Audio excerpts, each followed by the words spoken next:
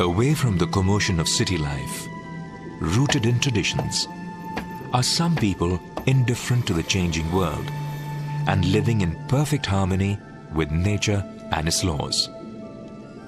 Their lives and surroundings give us a glimpse into a world that exists far away, either in the jungles or somewhere in the bookshelves or museums of our urban societies. There are over 7.5 million tribals in Gujarat, now popularly known as Vanbandhu.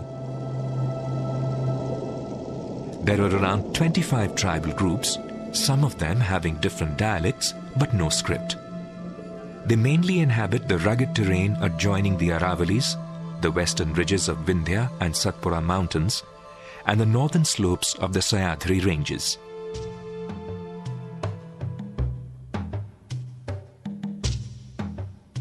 Surat, Narmada, Bharuch, Vadodara, Dahod, Panchmahals, Sabarkantha and Banaskantha. Most of the scheduled tribes are of Bhil and Konkana origin that live in this region. Freckled and blithe, these tribals find special mention in the legendary epics like the Ramayana and the Mahabharata. Eklavya, one of the immaculate bowmen and an unseen disciple of Guru Drona, was a Bhil. Bhils are the second largest tribal community in India. They are spread over Rajasthan, Gujarat, Madhya Pradesh and Maharashtra. These people are dark in complexion and rarely fair-skinned. They have a strong build and are strong and stout in physique. In Gujarat, they are found more or less in all districts. They work as peasants, field workers, labourers, road constructors and daily wage earners. Travelling down south in the state of Gujarat, we come across the district of the Dangs, slightly different from the rest of the state in geographical disposition. Comprising of the sparkling torrential rivers, spectacular waterfalls, pristine teak forests and stunning wildlife, come the monsoons and this region turns into a nature lover's paradise. The Dangi tribals or Adivasis sprinkled like petals of a flower in this beautiful abode. Encompassing the extensive beautiful landscape, it has got strong links for the local tribals with nature and wealth of indigenous knowledge. The indigenous knowledge of herbs and nature is of great importance. Festivals are an integral part of tribal life. No matter whether it is a religious or a cultural ceremony, locals participate and involve themselves with spirit and enthusiasm. These simple tribal folk enjoy festivals wholeheartedly.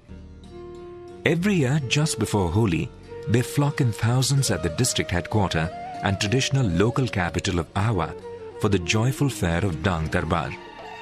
Darbar means ceremonial attendance in front of the Raja's court. Men and women with children come from distant places in their best dresses to attend the Darbar. They participate by singing and dancing at the fair.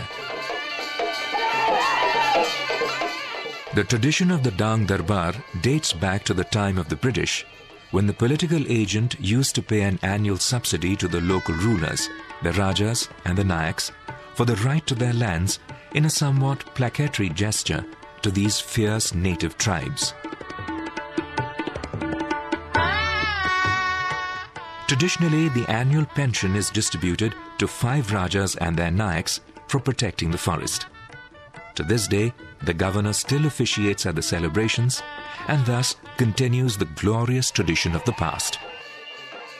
The natives start gathering at the venue a day before the celebrations, awaiting the commencement of festivities and the setting up of the local market. Here, in this market, people have plenty of things to buy, such as utensils, textiles, ornaments, groceries, etc. Such festivities, marketplaces, and exposure to trends of the developed society has its influence on these natives as well. Traditionally, Dangis used to wear limited dresses. Earlier, males wore fentas or pagdis, but now they wear white khadi caps, the longot, or loincloth is replaced by a dhoti and daglo or half shirt with kurta. The influence of Maharashtrian dressing can be seen in the Dangi tribals due to its proximity to the neighboring state of Maharashtra. The sari girdle worn by women appears to be a remnant of the bark fiber girdle of ancient times. Women wear a lugda or small sari, which is a large sheet covering the lower portion of the body from waist up to the knee. Among Dangi women, the large nath or nose ring is highly sought after as it enhances their beauty and dignity. Another is the horganthi, a double-chained silver necklace of 1 rupee coins. Tribals are naturalistic in religion. They worship animals such as the tiger, crocodile and snake as gods. Vagdev, the tiger god, is their sacred animal god and their emblem of worship.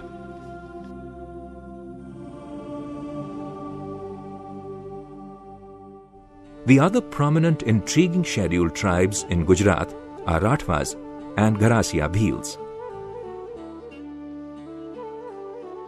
The Garasias are dispersed throughout the forest regions of Gujarat and Rajasthan in western central India. Their language is an Indo-Aryan dialect belonging to the Bhil subgroup. The Garasias typically live in one-room houses made with mud and bamboo walls. Houses are usually built on the slopes of hills with their fields extending out in front. Dresses that this Garasia tribal community wears are quite exquisite. Both men and women of this tribe love to dress.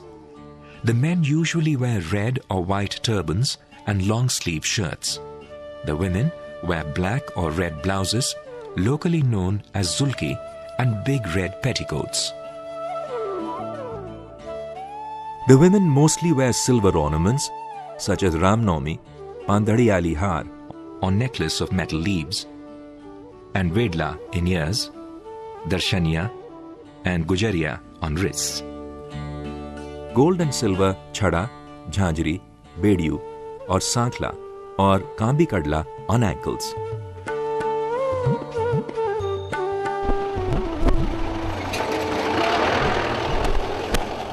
Every year, just after a fortnight of Holi, the Chitra Vichitra fair is held at the confluence of 3 rivers, namely Akul, Pyakul and Sabarmati, near the village of Poshina in Sabarkantha district. Here the Garasia Bhils flock in on the foothills of Arravali, the tribal heartland of Gujarat, for a joyful rite. Tribes have cultural boundaries rather than geographical boundaries. Proximity to Rajasthan border attracts many Garasia Bhils from the adjoining state to participate in this fair. It is one of the largest tribal fairs organized in Gujarat.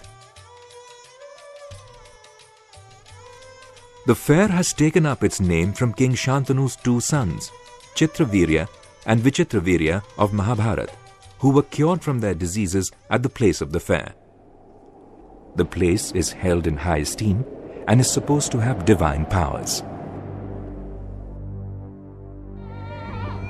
The themes that are taken up for rendition are the twin themes of mourning and nostalgia for the dead and long-gone tribal ancestors, and finally, the materialization of conjugal union amongst the members of the Bhil community. This fair offers a lifetime opportunity to witness the lifestyle of thousands of Garasia Bhil tribe.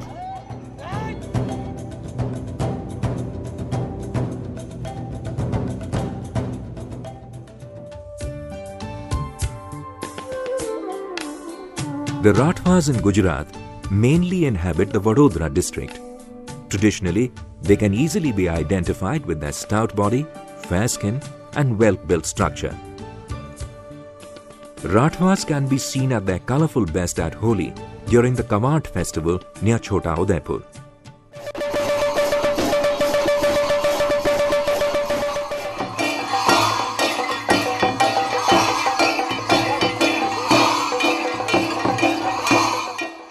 Revel in their folk dances and music and see a bansuri playing youth and peacock feathered dancers mesmerizing onlookers with the chum-chum echoing sound of pebble-filled gourds and ghungroos tied around their waists. In the Rathwa tribe, it is customary to keep a pithora. These are wall pictures containing religious legends on a wall. Pithora painting, the spectacular art of the tribals, is highly regarded among the Rathwa community. These paintings are much more than colorful images on the walls of the locals. The colors used in the pithora paintings are prepared from natural sources like grass, turmeric and rice powder, etc. Fresh brushes, a piece of green bamboo and a palette of primary colors are prepared for a new painting in honor of God. In painting, a marriage procession of pithora and pithori is depicted, and most important, the legend of the pithora is painted.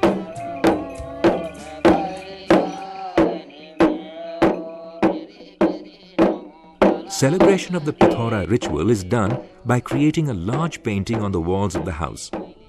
To satisfy the deities, animal sacrifice is done. It ensures the protective presence of the pithora. This artistic ritual of Rathwas lasts over 3 days, a process marked with dedication and spirit. It is commissioned for many reasons, but chiefly to pacify Baba Pithora in the times of trouble and hardships, and also to show gratitude when a wish has been granted.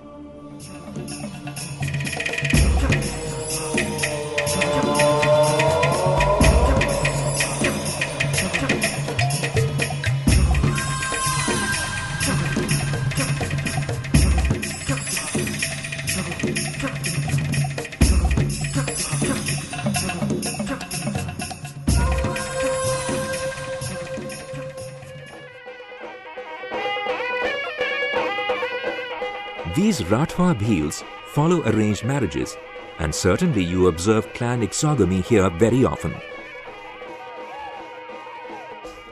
Here they are singing their local folk songs and performing a folk dance to celebrate the wedding rite blissfully.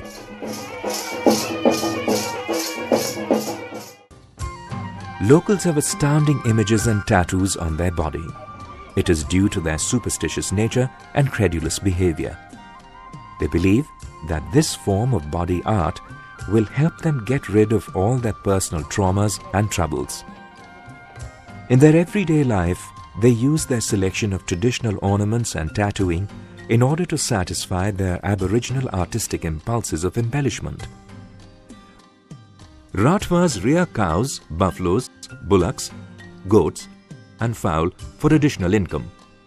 Their major source of income is selling of cattle in the Kawant market. Occupied with agricultural activity, they sell products at weekly haats.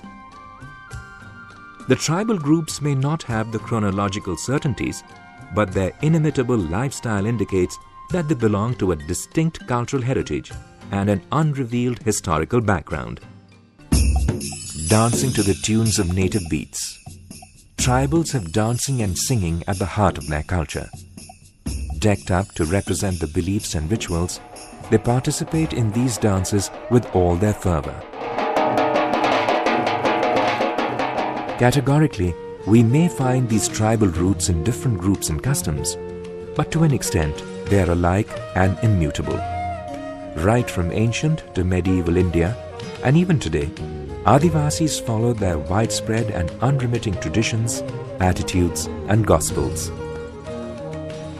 Immensely endowed with beliefs and values, rituals and faiths, Adivasis truly symbolize the colors of ethnicity, spirit and ecstasy.